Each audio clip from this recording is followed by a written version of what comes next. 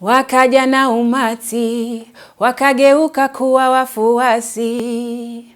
Wakaja na majini, wakapata tushazama kwa dini. Nyele za kifarasi, lakini sini moto ya makasi. Risasi mwendo kasi, dandia ni msiwachwe na basi.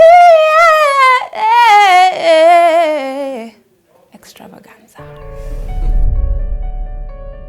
I was born and raised in Mombasa. We were living in a small one-bedroom in Bombolulu.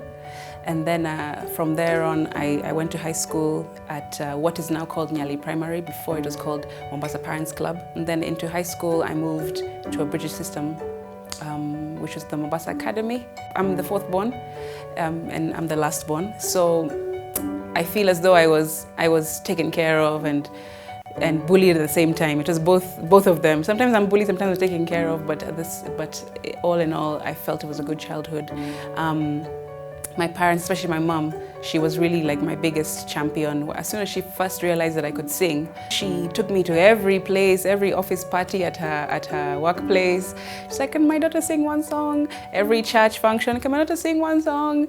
And I used to be like, this mom of mine, she's just pimping me out everywhere. Like, and then I was like, okay, if you're gonna make me sing everywhere, mom, then I just have two things I want on my rider, which was Fanta Orange, chips and chicken, and then I'll sing wherever I go. If you just give me those two things, nitakuimbia.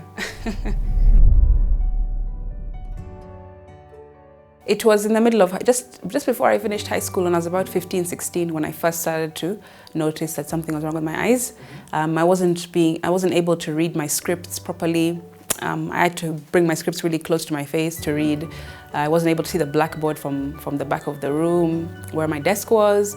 When I played sports, sometimes I would miss, like if you're playing like rounders or something, or the ball would be thrown at you and there was some blind spots, that you couldn't really see. So that's when I started to notice something is not quite right. But I just pegged it on the fact that my parents wear glasses. So maybe I just need some glasses for reading or for long distance, etc. So it wasn't a big issue for me. I didn't really pay much attention to it.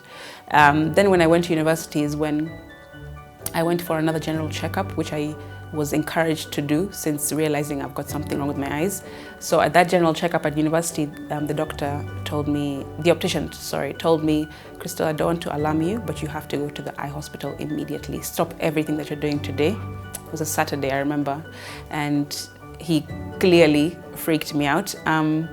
And I said, what's wrong? He said, well, your pressures are extraordinarily high. They're in the 40s, and normal pressure in the eyes should be around 10 to 15. So there's something very wrong. You have to take yourself to an eye doctor, not an optician, but an eye doctor. So back at home, there's a place called Lighthouse for Christ Eye Center. And that's where I went when my mom and I first decided I should go and get myself checked for this, whatever this was.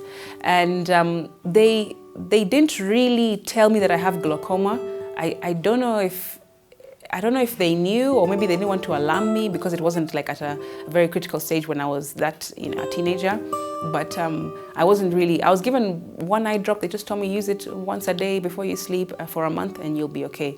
And when that dosage finished, I didn't go back because I was told I'd be fine.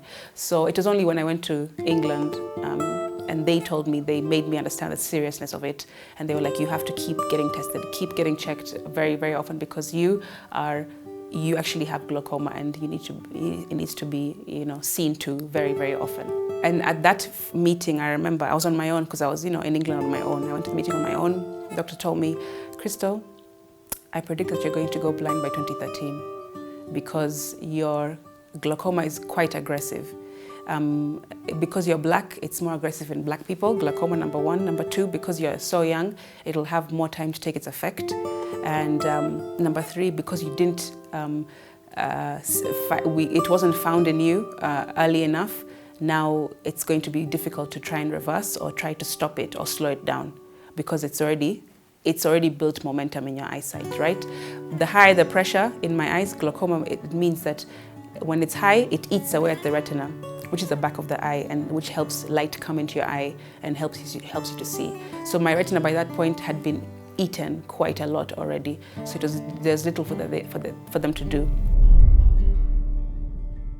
I felt guilty because I thought maybe if I had taken those first indicators in high school seriously, that maybe I could have helped myself. And now I know that there's nothing that I could have done because glaucoma has no cure. Even until today, glaucoma has no cure.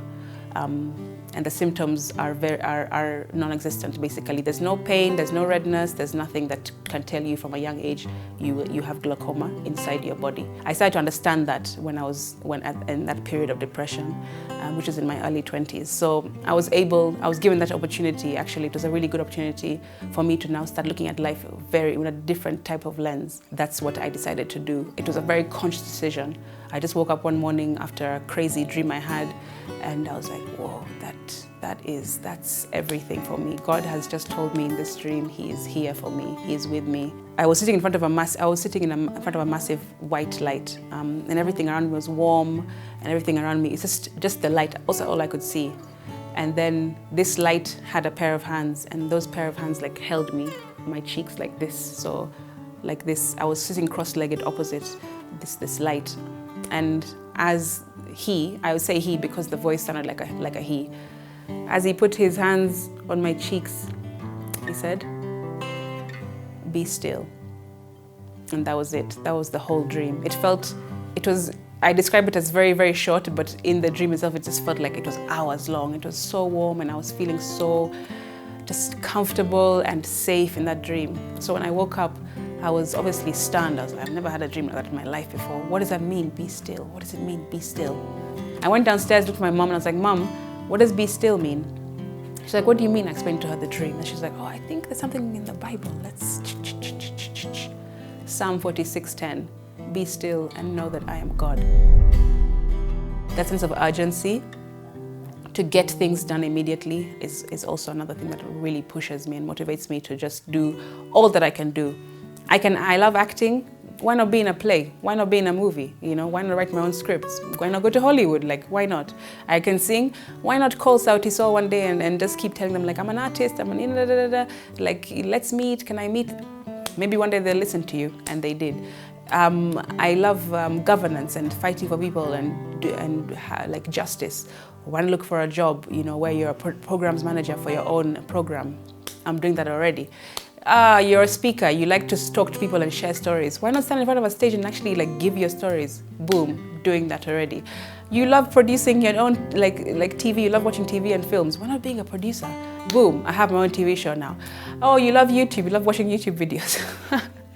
Why not start a YouTube channel? Boom, doing that already. You know, it's just that simple. You just make the decision and then you go forward. Because if you fail, cool, you failed. At least you've tried and you now know, move on to the next. But if you don't try, then you've got all these dreams and ambitions that have been put in like a box, in a suitcase somewhere underneath your bed, and you're just like, okay, maybe one day I'll open that thing and then I'll try and do these things. But you don't know if you're gonna have that time. So I met Sauti Sol years ago when I still had relatively more of my eyesight. So I met them like over 10 years ago, just doing this thing like I'm saying, this whole urgency thing, like let's just go for it, go for it, go for it. I used to come from Mombasa on the night bus, like on my holidays from school or whatever, and I used to try to go to karaoke nights and look for these artists who are in the newspapers saying that they're producers, you know, just trying to find a way to get into this circle, you know, this imaginary circle of people who are always like, this is the circle you can't get in if you're not in this circle in the industry. So I used to try to find ways to get into this circle. And then about 2 years ago, yeah, someone who knows us both, a mutual connection, said that Bian is looking for songwriters. I didn't really know why he was looking for songwriters. I had no clue about Soul Generation or anything like that, but he was looking for songwriters. He was given my name by a mutual connection and told like, yeah, Crystal Asige, this girl in Mombasa who writes, and she's, you know, she's been studying in the UK and she's done music in the UK, etc., written for these kinds of people, etc., etc. So he was interested. Only to realize it was me who he had met. This little girl from Mombasa who used to like, can we meet, you know, where are you, you know? So that's when we started to get back in touch and speak on the phone more, and anytime I come to Nairobi, I try to meet up with them, jam the studio, right? And then there's one session that we were writing and I met him, and there's another songwriter in the session, which was Nviri, the storyteller. And so when I went to Nviri at that time, and then after I met Nviri, I met him again actually at a speaking event that I was doing, and he was like, Crystal, you're also a speaker. And I was like, yeah, Maze, I wear many hats. I'm not just a singer. He was really impressed, Nviri, that time. And then after Nviri is when I met Kaskazini at an event that we were both doing in Mombasa. And that's how we got to know each other. And then I met Ben Sol last, finally. And then all of us together, we were told by BN and the rest of Sauti Sol, we want to start this thing, etc., and then discussion started from there. I just can't believe it, to be honest. Sometimes I'm just like, am I really in this song? Is that really me he was singing? Because the comments are so lovely, they're such beautiful comments. The best part is people complimenting my eyes. You have beautiful eyes, like they're so this, they're so that. And it's funny because my eyes have been the cause of so much of my pain in my life. So it's such a funny thing that something that you think is like the end of you actually is what people really love. So I really love that fact that has come out of the music video as well, and extravaganza in general.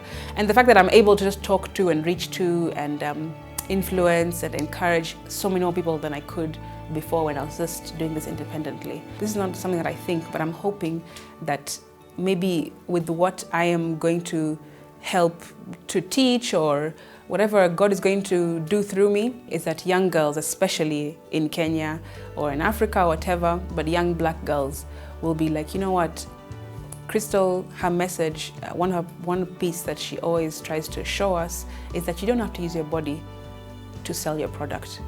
You don't have to dress this way or put this on or have makeup on or put this heel on or have this short, like you don't need to do that. You don't have to flaunt your body to let people accept you or to make people to love you.